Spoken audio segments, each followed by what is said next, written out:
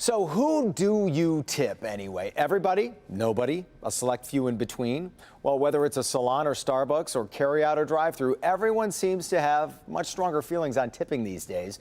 We asked our WDIV insiders their thoughts, and 60% said they think tipping's gone a little too far recently, while only 14% said it hasn't. The rest either don't know or are on the fence about it. And it seems we are encountering those iPad screens asking us if we want to tip, and tip jars in general, much more these days, and often for services we never before thought to leave a tip. Yeah, I feel like I thought you should tip your servers, delivery drivers. And that's pretty much it. If you're providing a service for me and you do an exceptional service, then I'm going to tip you, because tips are not supposed to be expected, they are supposed to be appreciated. Do you worry, and I don't know if you've noticed this, but do you worry that with so many different businesses asking for tips now that people might start tipping less across the board? Part of me does worry.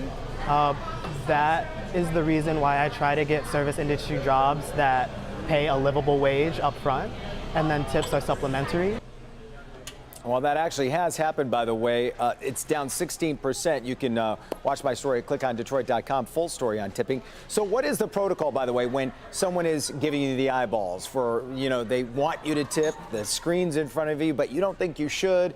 And what if you get bad service? Well, joining us now is Danielle Kovakovich, the founder of the Detroit Academy of Etiquette. And we talked at length about this a little bit. First of all, the stare down. Your advice is pretty simple. You can politely decline in that situation, right? You absolutely can. I mean, again, like I mentioned before, if you had great service, the moment moves you, you can afford it, go for it. When in doubt, tip. But it's not a rule. It's just a guideline. And so you can politely decline. Yeah, and I like your overall theory, which is if you can, you should. Which is, like you said, very nice. Now, walk me through if someone gets bad service. Everybody thinks, well, I need to send a message here. But how do you send that message? That's kind of, you need to tread lightly there. Yeah, so with etiquette, we kind of fall back on, like, one of our foundations is showing grace to people, even when people have a bad day. So, for example, with bad service, the etiquette guidelines would suggest that we still tip.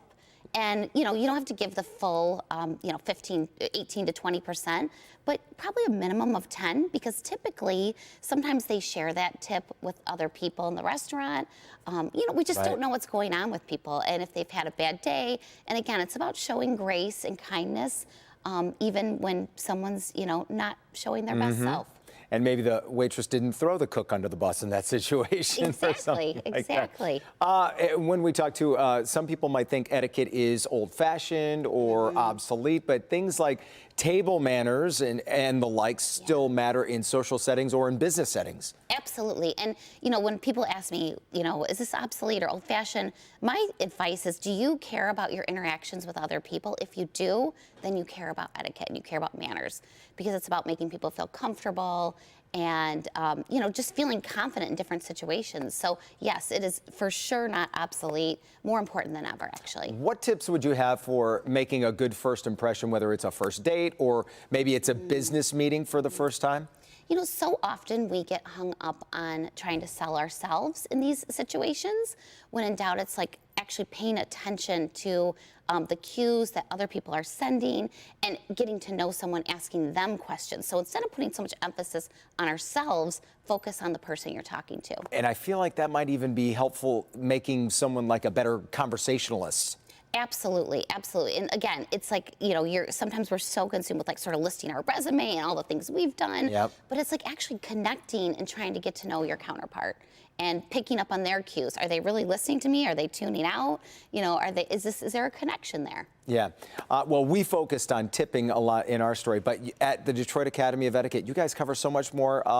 What do you guys do? And you guys have programs available, correct? We do, yes, thank you. We do everything from the fine dining etiquette, we do business etiquette programming, digital etiquette, networking with children, executives.